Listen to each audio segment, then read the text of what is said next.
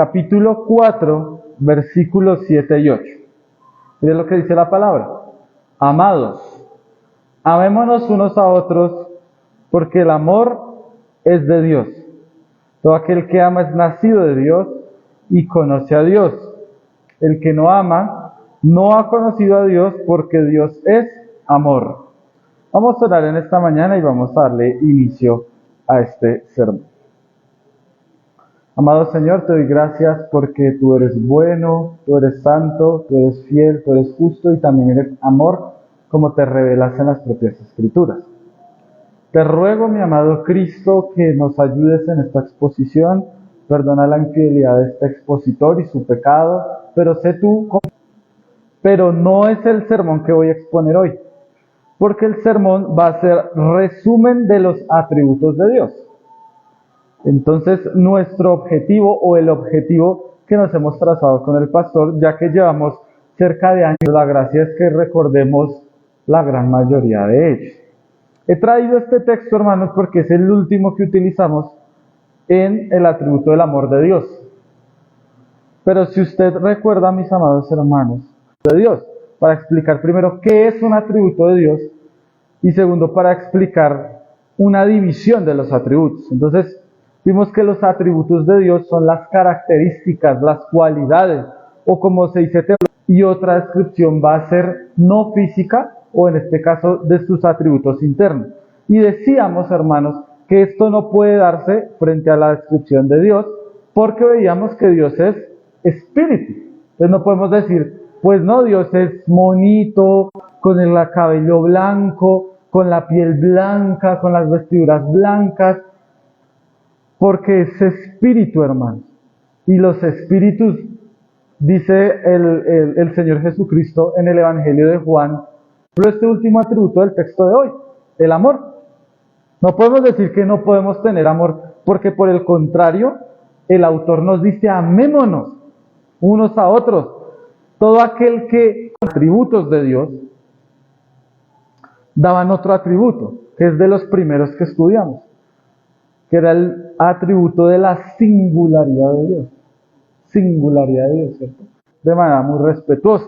Entonces, el ejercicio va a ser, hermanos, que yo voy a ir diciendo los atributos. No los traje en orden, porque la gracia es que usted se acuerde y que usted nos diga en qué consiste el atributo. Usted puede estar equivocado o no, pero acá vamos a decir en qué consiste. No va a ser, pues que los voy a decir ayudar, pues le ayuda. Y si usted, pues está equivocado, pues lo corregiremos, no hay ningún problema, hermano. ¿El objetivo cuál es? Fijar esos conocimientos en su mente. Es importante, pero yo no me acuerdo, ¿cierto? Acá mismo hemos hecho preguntas de ese tipo, ¿no? Como por ejemplo, ¿quién escribió el Quijote de la Mancha? Cosas que en el colegio nos enseñan, libros que nosotros leímos, pero que, entonces, como creyentes debemos evitar eso. Para hacerlo más interesante y antes de comenzar, pues voy a tratar de que usted, pero de su memoria, hermano, va a explicar en qué consiste el atributo y me va a tratar de recitar. Así no se acuerde bien del versículo, va a decir, no, pues porque la palabra dice que Dios es bueno y Él todo lo hizo bueno y bueno en gran manera, ¿sí? Entonces, bueno, ahí más o menos, pues vamos a...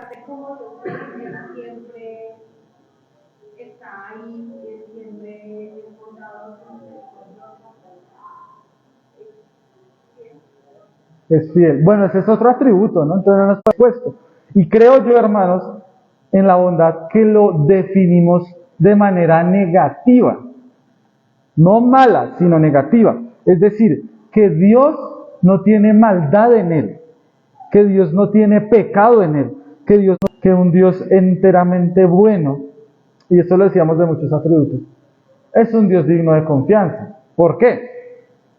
Porque yo sé que Dios está obrando de buena manera conmigo. No me está obrando, da favores a todos, en la manera general, e incluso a nosotros. Somos partícipes de la gracia general, ¿cierto? Porque nos da el sol, porque nos da el agua, porque nos da el alimento, porque nos da los animales, porque nos da la naturaleza. Inmerecido, veíamos que incluso en otras versiones es un regalo. Y veamos que es un regalo, porque el que da el regalo lo da porque él lo desea de esa manera, porque su voluntad le nace. Ya que eso diríamos que es la gracia, ¿cierto? Entonces veíamos que la gracia y la misericordia se parecen, pero en la misericordia hay una intención específica de Dios te ayude, pero solo la misericordia de Dios podrá sanar nuestras heridas por la muerte. Cuando, por ejemplo, estamos en una grave enfermedad y Dios en su misericordia decide dejarnos morir o decide sanarnos. Estaban por trabajo y Dios se los otorgaba. Claro, es la gracia, pero también la misericordia, porque ¿será que trabajar es una necesidad para nosotros? Pues si somos conscientes es una necesidad. Si somos ociosos o perezosos, pues vamos a decir que no es necesidad, que me mantengan los demás. Pero sobre todo, porque Él creó todo. Él es el creador y nosotros somos su creación. Y veíamos que la Escritura constantemente revela su posición suprema sobre todo, que Él es Rey de Reyes. Acá hay autoridades, pero Él está por encima de ellas. Él es Señor de señores y para nosotros somos como nada. Creo haber visto o haber explicado con esos textos en el profeta Daniel y en el profeta Isaías. Y a partir de eso, mi hermana Luz, veíamos por harto tiempo, que se llama los decretos de Dios. No sé si usted lo recuerda. Hermano, los decretos de Dios, ¿usted qué recuerda de ello?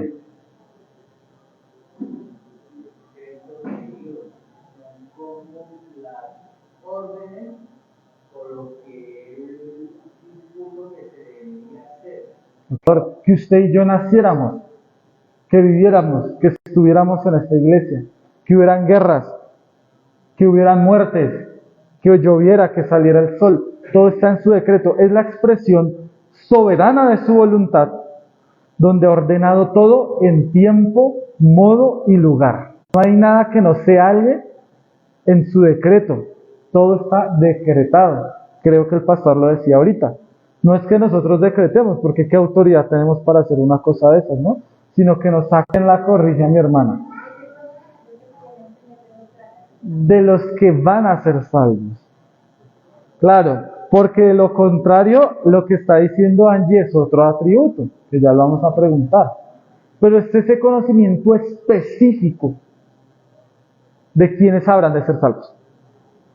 Dios varía, que Él es el mismo, ha sido el mismo y será el mismo, ¿cierto? Y que veíamos a partir de este atributo que muchos dicen, no, es que Dios es tal cambiante como lo tenemos nosotros.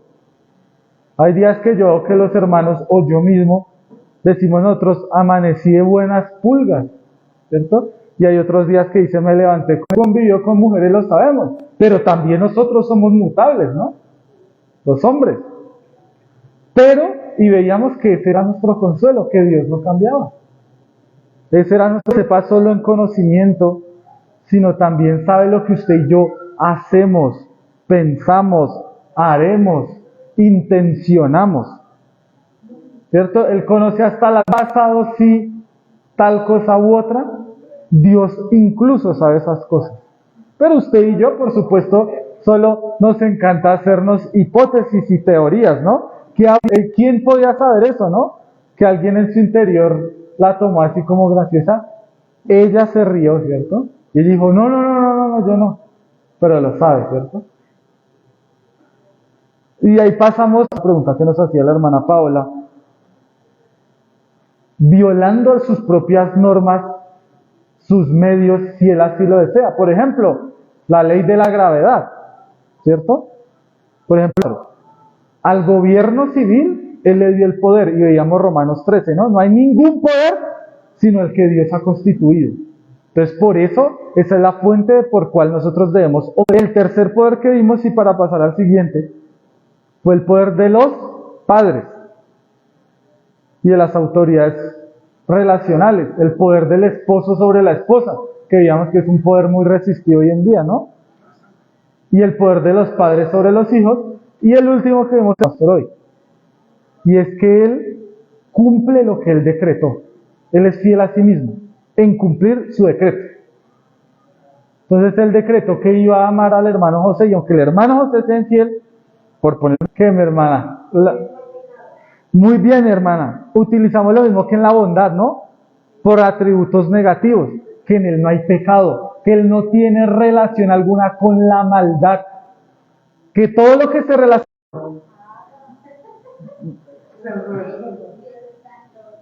Dios está en todo lugar, en todo tiempo, en toda situación, que es la infinitud de Dios. Muy bien, hermanos, que no tiene fin, ¿no? Pero son más cosas, ¿no? Él es eterno, no tiene fin. Y el amor de Dios, único, irrepetible. No hay otro como Él, dice la Escritura, ¿no? No hay otro como Él. Entonces, no podemos decir, no, es que si yo me parezco a Dios, tal vez en algo, la ira, ¿no? Ojo, hermanos, y esto lo decía una vez el pastor, hay algunos otros que dan otros atributos. Hay que mirarlos a la luz de la palabra si realmente es un atributo o no, ¿no? Y esto, hermanos, es con el libre albedrío en Dios, es servir a Dios, es hacer la voluntad de Dios. Y eso lo compatibilizamos hablando de la soberanía con el concepto de responsabilidad humana, que son nuestros conceptos y prejuicios, y nos ha dado una imagen bíblica y real de cómo es Él, o es lo que yo espero.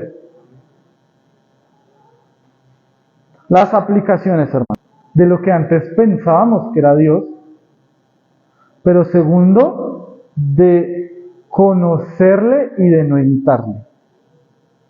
Porque ahora ya lo conocemos. Entonces cada vez que no lo imitamos debemos arrepentirnos y tratar de imitarlo. Porque ya no hay excusa para el día del problema. Que usted recuerde, no, Dios es bueno, Dios es fiel, Dios es inmutable. La estoy pasando muy mal, estoy muy mal, pero Dios es bueno. Dios me ama, Dios me ha dado su gracia.